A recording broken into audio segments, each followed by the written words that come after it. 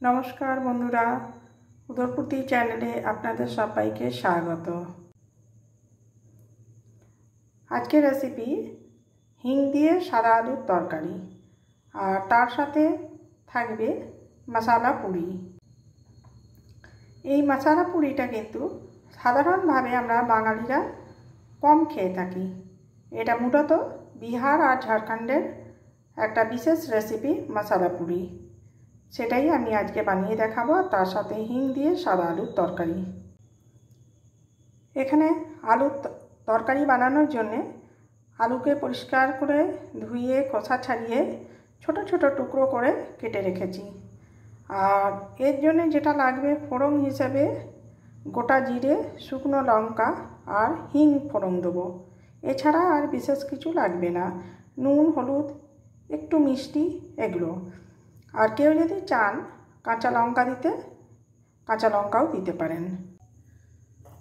এখানে আমি gas on করে দিয়েছি এবং এই সাদা আলুর তরকারি আমি একেবারে সরাসরি এই কুকারে বানাবো। দেখুন কুকার গরম হয়ে গেছে। এটা হবে সর্ষের তেলের রান্না। এখানে আমি 2-3 দশান তেল দিলাম। কুকারের তেল গরম হয়ে গেছে। এবার এই তেলে আমি ফোড়নগুলো এক এক করে অ্যাড করে দেবো। সমস্ত ফোড়ন আমি দিয়ে দেবো। শুকনো লঙ্কা দিচ্ছি, গোটা জিরে দিয়ে দিলাম এবং হিং, সবই আমি কিন্তু এখানে দিয়ে দিচ্ছি একসাথে। হিংটা দিলে একটু নাড়াচাড়া করবো, তাতে একটা সুন্দর গন্ধ আসবে। দেখুন এখানে তেল গরম হয়ে গেছে। সেখানে আমি 2 শুকনো লঙ্কা, 1 চামচ গোটা জিরে আর হিংটা ফোড়ন হিসেবে দিয়ে দিয়েছি। হিং কিন্তু খুব বেশি দেবেন না, তাহলে আবার একটা তেতো ভাব চলে আসে। এবার আমি এটা ভালোভাবে গরম হয়ে গেছে, হিঙের গন্ধ ছেড়েছে, তখন আমি এই আলুগুলো এর মধ্যে দিয়ে দেবো। আমি কিন্তু গোটা রান্নাটা একেবারে কুকারেই করছি। এবারে একটুখানি নাড়াচাড়া করে নেব।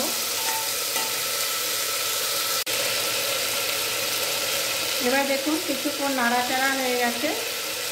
আমি এবার এর মধ্যে একটু নাড়াচাড়া করে নিয়ে এর মধ্যে হলুদ দেব। নুন, হলুদ, মিষ্টি যারা পছন্দ করেন তারা দেবেন। হলুদ কিন্তু একদম নাম থাকছে। 1 চিমটি হলুদ দিলাম, খুব সামান্য হলুদ করবে, যেহেতু সাদা আলুর তরকারি একদমই হলুদ না দিলে পুরো সাদা হয়ে যায়, যার জন্য আমি 1 চিমটির মতো হলুদ দিই। নুন দিলাম, আর অবশ্যই যারা মিষ্টি পছন্দ করেন তারা অল্প সামান্য চিনি দেবেন। আমি কিন্তু এখানে চিনি দিচ্ছি না।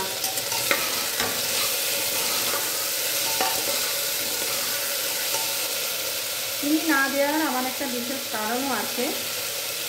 আমার হাজব্যান্ডের বেশি সুগার আছে, ওই জন্য আমি চিনিটাকে বাদ দিয়েই করি। চেষ্টা করি যতটা সম্ভব চিনিটাকে না দেওয়ার।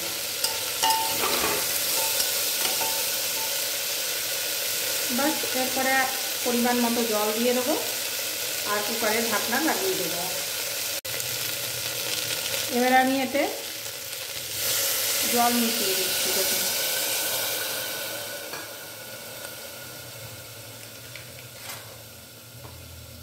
আর একটা জিনিস আমি দিচ্ছি, সেটা চাইলে আপনারা দিতে পারেন, না চাইলে না দেবেন।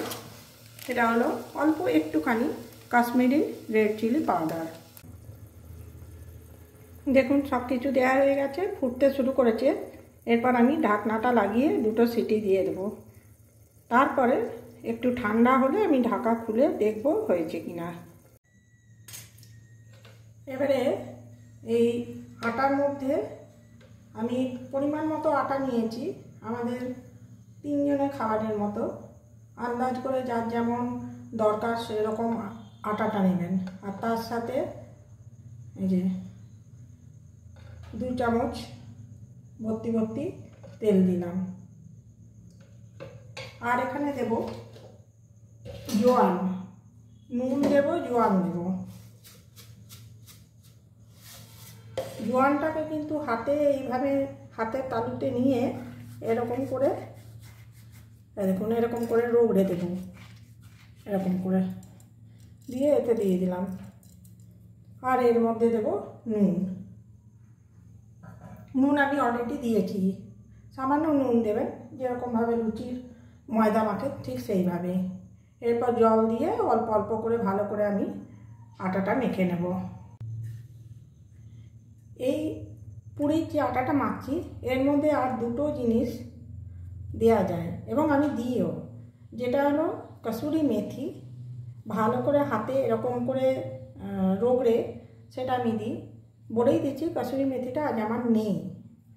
আর একটা হলো, যারা ঝাল খেতে চান এর সাথে যদি একটু চিলি ফ্লেক্স মিশিয়ে দেন তাহলেও খুব ভালো হয়।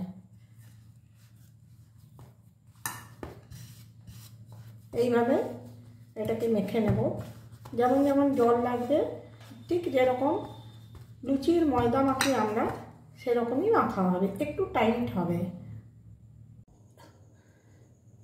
গ্যাস অন করে আমি একটা কড়াই চাপিয়েছি এবং তাতে দেখুন রিফাইন্ড অয়েল দিয়ে দিয়েছি এই পুরিগুলো ভাজবো বলে। যতক্ষণ তেল গরম হচ্ছে ততক্ষণ আমি পুরিগুলোকে বেলে নিই। দেখুন আমার এইভাবে লুচিগুলো সব ফোলা হয়ে যাচ্ছে, লুচিগুলো একটু লাল লাল হচ্ছে। আটার লুচি আটার পুরি কিন্তু এরকমই হয়ে থাকে। ময়দা লুচি যেমন সাদা মানে ভেজে তুলি আমরা ফুলকো ফুলকো লুচি, এটা কিন্তু এরকমই হয়ে থাকে, কিন্তু খেতে কোনো রকমও খারাপ লাগে না।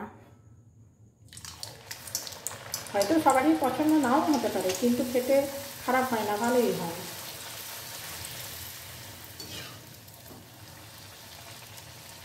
দেখুন কেমন ফুলকো ফুলে গেছে। দেখুন পুরি একেবারে ফুলে গেছে।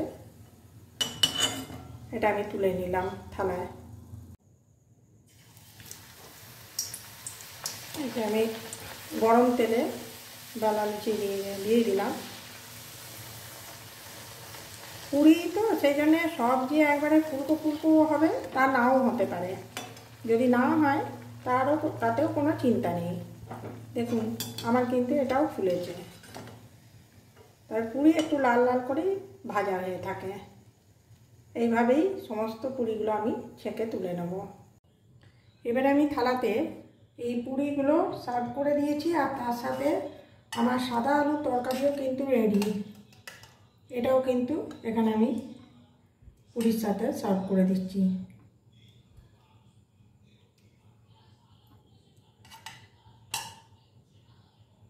আজকের সাদা আলু হিং দিয়ে সাদা আলুর তরকারি আর পুরি আমার কিন্তু রেডি হয়ে গেছে।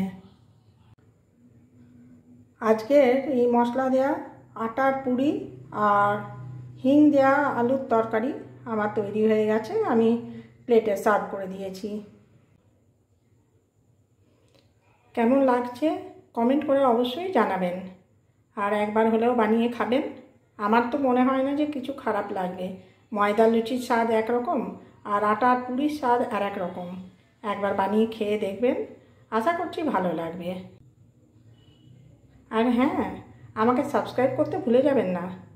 অবশ্যই সাবস্ক্রাইব করবেন, লাইক শেয়ার করবেন, তবে তো আমি এগিয়ে যেতে পারবো। আজকে রাখি, ভালো থাকবেন সবাই।